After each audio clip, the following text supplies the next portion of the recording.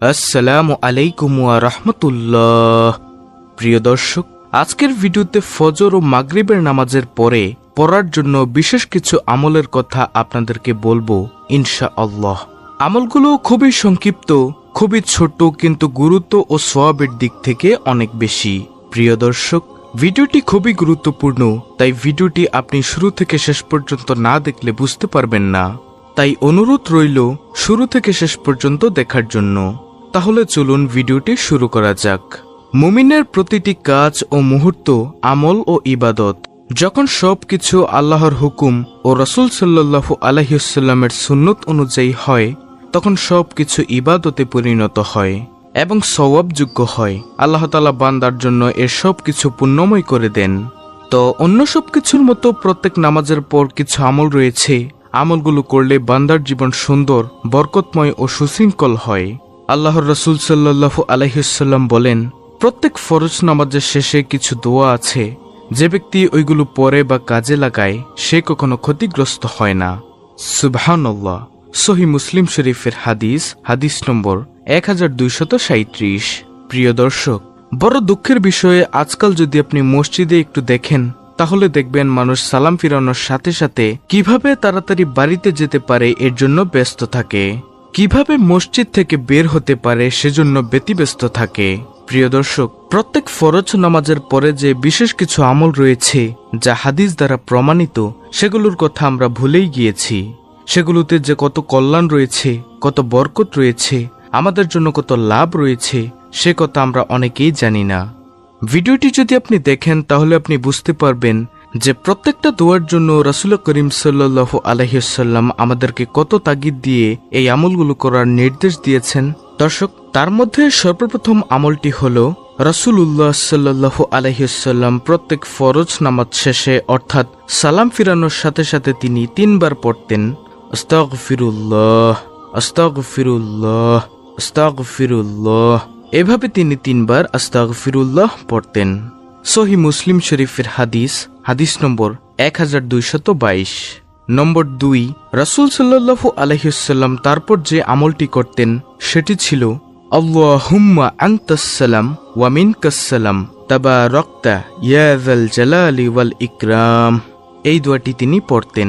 হাদিসটি রয়েছে সহিহ মুসলিম শরীফে, হাদিস নম্বর 1221। নম্বর 3, নবী করিম সাল্লাল্লাহু আলাইহি ওয়াসাল্লাম প্রত্যেক ফরজ নামাজের শেষে তিনি 33 বার সুবহানাল্লাহ, 33 বার আলহামদুলিল্লাহ, 34 বার আল্লাহু আকবার, অথবা তিনি 33 বার সুবহানাল্লাহ, 33 বার আলহামদুলিল্লাহ, 33 বার আল্লাহু আকবার এবং সর্বশেষে তিনি একবার পড়তেন লা ইলাহা ইল্লাল্লাহু ওয়াহদাহু লা শারীকা লাহু লাহুল মুলকু ওয়া লাহুল হামদু ওয়া হুয়া আলা কুল্লি শাইইন কাদির। এই দোয়াটি পড়তেন। এই হাদিসটি রয়েছে সহিহ মুসলিম শরীফে, হাদিস নম্বর 1240।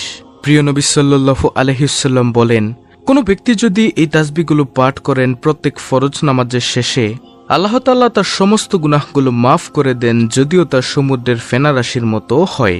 অর্থাৎ যদিও তার সমুদ্রের ফেনা পরিমাণও হয়, তবুও আল্লাহ তাআলা তার গুনাহসমূহ মাফ করে দেন। সুবহানাল্লাহ, সুবহানাল্লাহ। নম্বর 4, রাসূল করিম সাল্লাল্লাহু আলাইহি ওয়াসাল্লাম বলেছেন, যে ব্যক্তি প্রত্যেক ফরজ নামাজের পর আয়াতুল কুরসি পড়বে, আয়াতুল কুরসি পবিত্র কোরআনের সূরাতুল বাকারার 255 নং আয়াত। প্রিয় দর্শক, আবারও বলি, পবিত্র কোরআনের সূরাতুল বাকারার 255 নং আয়াত, যেটি পবিত্র কোরআনের সবথেকে ফজিলতপূর্ণ আয়াত, আয়াতুল কুরসি। রাসূল করিম সাল্লাল্লাহু আলাইহি ওয়াসাল্লাম বলেন, কোন ব্যক্তি যদি প্রত্যেক ফরজ নামাজের শেষে একবার আয়াতুল কুরসি পাঠ করে, তার জন্য জান্নাতে প্রবেশের পথে মৃত্যু ব্যতীত আর কোনো বাধা থাকবে না। অর্থাৎ আমরা বুঝতে পারি তিনি মারা গেলেই জান্নাতে প্রবেশ করবেন। সুবহানাল্লাহ, সুবহানাল্লাহ। হাদিসটি রয়েছে নাসাঈ শরীফে, হাদিস নম্বর 9448, তাবরানী শরীফ, হাদিস নম্বর 7832। নম্বর 5, যে ব্যক্তি ফজর ও মাগরিবের নামাজের পর 7 বার আল্লাহুম্মা আজিরনি মিনান নার পাঠ করবে। আবারও বলি, যে ব্যক্তি ফজর ও মাগরিবের নামাজের পর 7 বার আল্লাহুম্মা আজিরনি মিনান নার পাঠ করবে, সে ব্যক্তি সেদিন অথবা রাতে মারা গেলে আল্লাহ তাকে জাহান্নাম থেকে রক্ষা করবেন। এই হাদিসটি রয়েছে আবু দাউদ শরীফে, হাদিস নম্বর 5080। সুবহানাল্লাহ। প্রিয় দর্শক, একটু ভাবুন তো এই আমলগুলো কতটা গুরুত্বপূর্ণ আমল একজন মুসলিম উম্মার জন্য।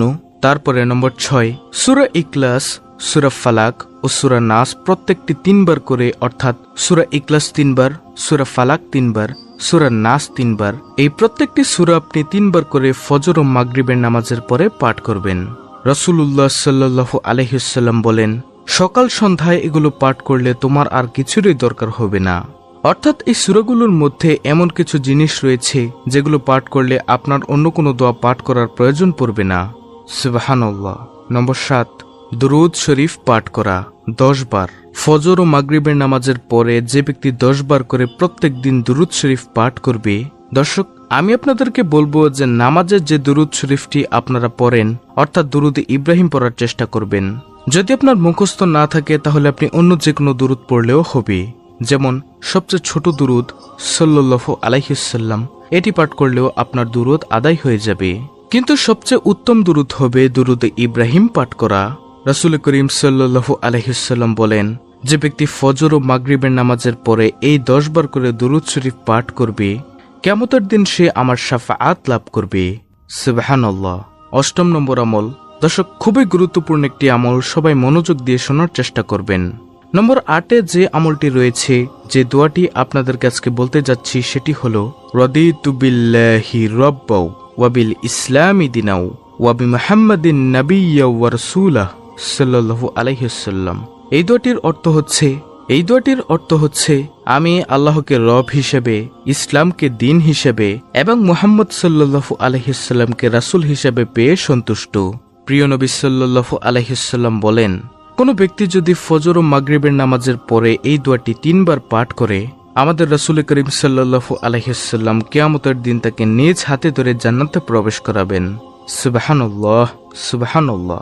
তারপরে প্রিয় দর্শক, আজকের ভিডিওর সর্বশেষ আমলটি হলো, রাসূল সাল্লাল্লাহু আলাইহি ওয়াসাল্লাম বলেন, যে ব্যক্তি দৈনিক 100 বার বলে সুবহানাল্লাহি ওয়া বিহামদিহি, শুধুমাত্র এইটুকু বলে সুবহানাল্লাহি ওয়া বিহামদিহি, যে ব্যক্তি এটি 100 বার বলে প্রতিদিন, রাসূলুল্লাহ সাল্লাল্লাহু আলাইহি ওয়াসাল্লাম বলেন তার পাপগুলো মুছে ফেলা হয়, যদিও তা সাগরের ফেনারাশির সমানও হয়ে থাকে। সুবহানাল্লাহ। এই হাদিসটি রয়েছে বুখারী শরীফে, হাদিস নম্বর 6405, মুসলিম শরীফের হাদিস নম্বর 2691। দর্শক, আশা করি আজকের ভিডিওটি আপনার অনেক উপকারে আসবে। এগুলো যদি আপনি করেন তাহলে ইনশাআল্লাহ অনেক সওয়াবের ভাগীদার হতে পারবেন। এই ছিল আমাদের আজকের ভিডিও, অত্যন্ত গুরুত্বপূর্ণ একটি ভিডিও। ভিডিওটি ভালো লাগলে অবশ্যই চ্যানেলটিকে সাবস্ক্রাইব করে বেল বাটন অল বাজিয়ে দিবেন। ভিডিওটিতে একটি লাইক দিবেন এবং কমেন্টে আমিন লিখবেন এবং অন্য মুসলিম ভাই